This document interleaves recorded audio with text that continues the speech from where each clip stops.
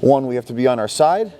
2, we can't get flattened out, and 3, we can't get underhook. So crossface, underhook, flat on my back. If I get these 3 things, I'm in huge trouble. We're gonna focus some half guard attacks. We're gonna keep it simple today, especially for the first technique. It's just a very simple come up, and then we're gonna go into a more refined version for our second technique. All right, so to start, we're in the half guard position. My opponent's down on his knees. So I'm gonna be on my side. I'm gonna have my knee up, and I'm gonna be holding the lapel like so. Now there's a lot of ways we can play half guard. We can go deep, we can go more of a Z guard position. For now, we're just bringing the knee right into the hip. So don't worry about the positioning of this foot. Don't split hairs about it too much. As long as my knee is in the armpit, I'm good. And make sure, guys, this arm is reinforcing this knee. It's kind of like a frame, okay? From here, if he tries to push into me, I'm pretty safe from here. And this frame won't last forever, but it's gonna give us enough time to work, all right? And guys, remember, when we're playing half guard, it is a close quarters guard position, but we wanna get close on our own terms. The closeness we are not looking for is this, all right? So we're gonna keep this distance until we get to our position. So from here, guys, look what I'm gonna do. I keep my frame, I keep my control. I'm gonna bring my hand to my knee, okay? This is gonna help me maintain connection when I shoot for the underhook. So I go from lapel grip to hand on the knee. Now from here, I'm just gonna shoot up to my underhook position. Now from here, I'm gonna pull him forward just a little bit. Now what I'm doing when I'm pulling him forward is I'm trying to create a disconnect between his butt and his heel, all right? So if we turn around, right now, his heel is glued to his butt. I can't get the control I'm looking for. But if I pull him forward just a little bit, look what I'm gonna do. I switch my feet, and I'm just gonna walk his foot up to here. Now guys, from this position, I'm not trying to blow his knee out. So let's turn back. I'm just trying to create a little bit of torque so he can't really pressure in effectively. He can't put his toes in the mat. Because remember, when he can put his toes in the mat, that's when he can start standing his leg up, he can start driving in. Now we're not really in a half guard position as much. All right, so I switch the feet, and I'm gonna pull the leg back. Now from here, I can maintain the underhook if I want. If you want just something to make it a little bit tighter, this is totally up to you guys. This hand that's back, I can reach for the lapel and pass it over like this, all right? We don't necessarily need it, but this is strong control. It's something to think about playing with. Now to come up from this position, guys, a lot of people, they come here and they try to take the leg out. It's difficult to yank your leg out of this position, guys. There's just too much stretching from here. So what I'm gonna do instead, I'm just gonna pressure into Sohan. Naturally, he's gonna pressure back, and when he does, my leg easily comes out of the position. And once we're here, guys, there's a lot of different attacks. We're gonna keep it really simple. I'm just gonna cup the knee and drive in. Now guys, it's really important when we do this sweep, maintain this tightness to your opponent, because right now I'm in a very advantageous position. I can start side smashing from here. I can do a lot of different types of pressure passes.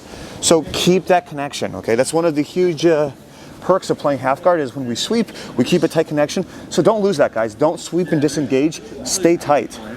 And guys, if you have a passing series from there, play with a pass of your choice from there. Try to merge your passing with this sweep. So again, from the beginning, we're here. I have my knee up, and I'm just controlling him from here, guys. Keeping control of my opponent. If he pushes in, I push him away. This is really good for pushing and pulling. So guys, once again, I go to the knee, so we go from here to here. I shoot up for my underhook, all right? If I want, I can pass it. It's entirely optional. I'm gonna pull him forward to create that disconnect, and I'm switching the feet, and I'm bringing the leg back, so he has a little bit of torque on his leg. Now I start to pressure in. As he pressures back, it creates that little bit of space for my leg to come out. Notice I don't try to yank it out like this. When I'm in the position, all I have to do is pressure, and as I pressure, he comes back, his leg gets light. Now from here, I just cup, drive, and maintain the connection, guys. Do whatever pass you want from here. Any questions, guys? Does anyone need to see this again? It's a basic sweep, all right? And we'll get a little more complex. On 3. 1, 2, 3. Nice. See how your foot's kind of getting stuck though? Yeah. We're rushing a tiny bit. All right, so go back to the very beginning. Let's just chunk the technique, okay? So we come up for the underhook. All right, beautiful. Okay, slow down. Don't worry even about pressuring up all the way into him yet. Stay on your hip right now. Let's just pull him forward to create that disconnect if it's not available, okay? Now switch both feet. Switch the other foot as well though so it doesn't get stuck. Remember, you want to free this leg. Yes. Now you can start pressuring into him. And now, yep, perfect. And now we can drive in and finish. Good, buddy. She can re-grab the sleeve and pull it up. And if she does that, you can't come up on your elbow. It's important we have the ability to come up on our elbow. So just keep his hand just by your face like this. Okay. Yeah, you're fine right here. Yeah, man. Push through. Nice. Good. Switch the feet. So remember, I want the feet to switch pretty much at the same time. So this one comes up, yes. And now we start to tuck it back. We'll get pressure in and pressure out, yes. Nice, excellent. Technique everybody learns at white belt. Let's talk about if we're met with some resistance, because when we have to change up our technique a little bit. Okay, so this is a great technique, but oftentimes when I do get the underhook, well, guys want to pummel. They want to pummel back for the underhook, but there's not always a lot of space for the re-pummel to this position. So a lot of times they're just going to meet you with a really hard whizzer, okay? And especially if you're going against a wrestler, they'll do this, and it makes it really difficult to come up because they'll apply they'll put the whizzer and they'll apply shoulder pressure. And trying to come up from here just puts a lot of tension on my shoulder. So if we're met with this resistance, we're just going to change up what we're doing a little bit, okay? So once again, we get to the underhook, and he's really hitting me with a hard whizzer. And a lot of times you can use it to knock me back to the mat. Okay, now I'm kind of stuck here. From this position, guys, I'm still going to switch my feet the way I did before, okay? But now I'm going to switch my underhook. As I have this underhook on his upper back, it puts pressure on my shoulder because of the whizzer. But if I go for this low underhook where I'm hooking his hamstring, there's no more pressure on my shoulder, okay? So when he's really pressure into it, this sucks. When I go to here though, I'm fine.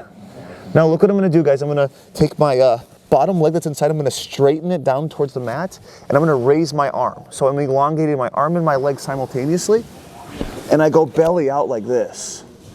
Now from here, I just pop up into position. Now guys, for the finish, I'm just circling. So I can keep the pressure on his knee and start to circle towards him. And that's all I have to do to finish the sweep. I don't even need to cup the knee. It puts such torque on his knee that when I circle, he just collapses into the position. And once again, guys, when we're here, keep that connection. I see most people are going for folding pass from here. That's a really, really good option. We might deep dive that a little more. Let's focus the sweep, but once again, any pass you want afterwards. So again, we're in position. I get my underhook. He gets a real hard whizzer, and a lot of times I maybe am up on my elbow initially, but he can really force me down with it, okay? I switch the feet, making sure I have a good knee position.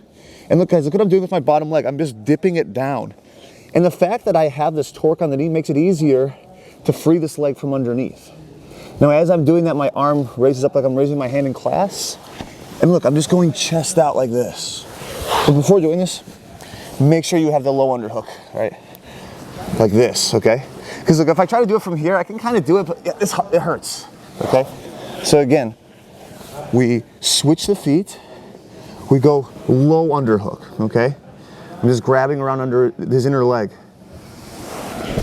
I come up like so, and he can apply the pressure, I'm fine from this position. Now guys, I'm circling this way, okay? So I keep the torque on his knee, and I start to circle and drive in. And then it's whatever pass you want, guys. One more time.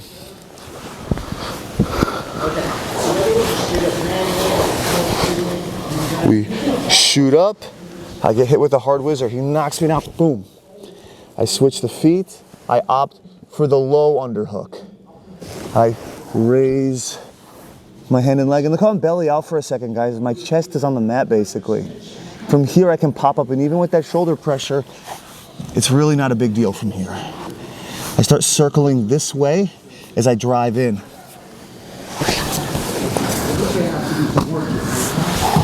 Any questions, guys? Does anyone need to see this again? All right, guys, on 3. 1, 2, 3.